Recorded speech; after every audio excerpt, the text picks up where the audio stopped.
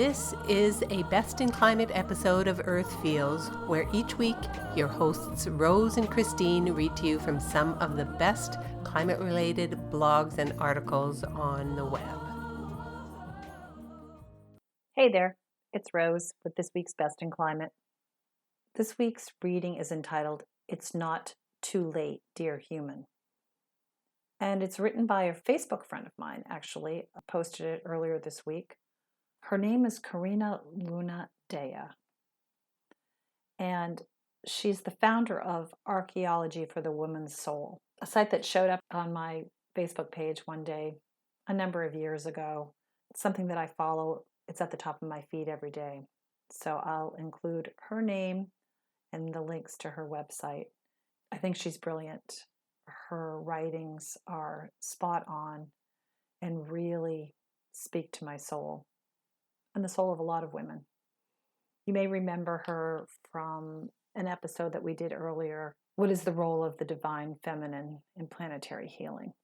And I'll include a link to that episode as well. So here it is. It's not too late, dear human. The earth aligns with your inner world. Do not fear, my beloved. This is a holy gathering. Alone you are not. As you suffer, the earth suffers too. She hurts because you hurt, and you hurt because she hurts. Creatures small and big are gasping for air. Knees have been put on your neck for centuries, and now the great awakening has begun. If you feel ashamed of your emptiness, of your fears and uncertainties, I tell you not to be. What you feel, we all feel. Some are able to veil and hide their pains more than others. Some cry with ease. Some store every emotion at the bottom of their center. No living being is spared these days. Everything is out in the open. The good, the bad, and the ugly, and the very ugly. Death is everywhere. It's not too late, dear human. It's not too late to turn the suffering around. It is not too late to become socially aware and learn from the past. We can counsel with our ancestors. Every one of us has ancestors that survived plagues, wars, rapes, and burning at the stake. It is not too late, dear human. It is not too late to pay attention to science and reject misinformation. We don't need to be ignorant. We don't need to be arrogant and fight the wars of those with political agendas, because they don't care for you. They don't care for your children, for your parents and grandparents. They only care for their political advancement at the cost of innocent lives. Be informed, dear human. Do not close your ears and your eyes to the truth of our current experience. All of us belong to each other. We are all interdependent on each other's values and belief system. Uncertainty has been turned into deep fears and existential anxiety. Truth has been trumped upon, and what is real is pushed to the outskirts of the current human experience.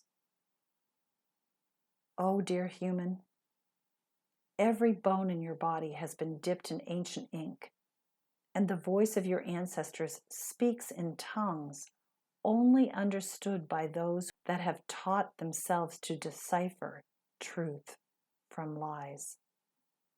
The past wants to tell the human story. It is asking us to be the audience, to break the chains of forced labels, forced indoctrination that only serves the power of domination. The past, stepped on, marched on by armies of embodied souls, unravels poems of tears. avalanches of emotion seen only by the gods of our great mountains.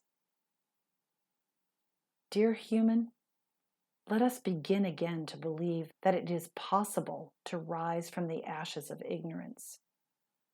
Do not believe that humans are wired for war. Yes, the holy breaking has not ended. There is more pain to come. There are more tears to be shed. There are more lives to be lost. But underneath the dust, there is the blueprint for good that seeds the cradle of humanity. I walk by your side, dear human. I am broken to pieces by the current events. The pain all around engulfs me. It rapes me of my peace. I have to dig so deep to find a remnant of hope. Dear human, this is a time when we lean on each other. This is the time when we become wise, when we gather information that is life-affirming. This is the time when we open our hearts to possibility, to truth, to kindness, compassion, and generosity. This is the time when we make each other feel safe. It is more imperative than ever to speak up and speak out, to live by convictions that help the whole. We all have the holy duty of looking after each other, not with guns, not by flying the flag, not by protesting means of protecting each other. The enemy is the virus, the lies, the conspiracy circulating on every social platform. I dare you, dear human, become socially literate, become informed. Let the nobility that lives in you come to the surface of your heart.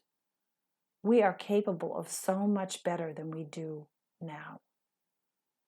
It is not too late, dear human. It is not too late to activate the blueprint for our true humanity. It is a call of desperation.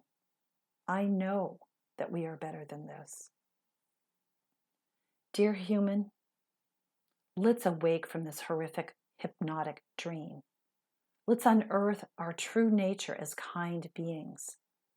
Let's worship our holy truth, a truth that helps us feel safe and cared for before it becomes too late, before we allow the violence and misinformation to desensitize us to the point that we no longer have access to our ability for caring.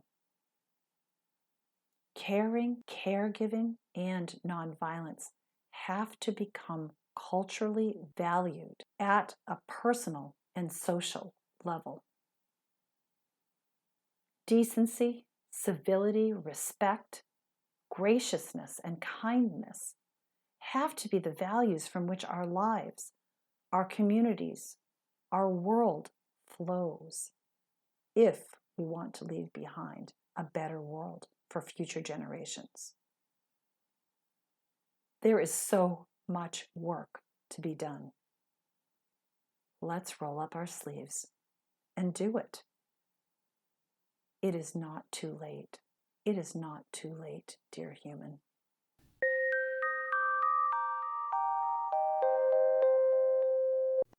Again, the words of Corina Luna Dea, a message for all of us. Thanks for listening. Catch you next time. That's this week's episode of Best in Climate for Earth Feels. Special thanks to singer-songwriter Kristen Hoffman for generously allowing us to use Song for the Ocean.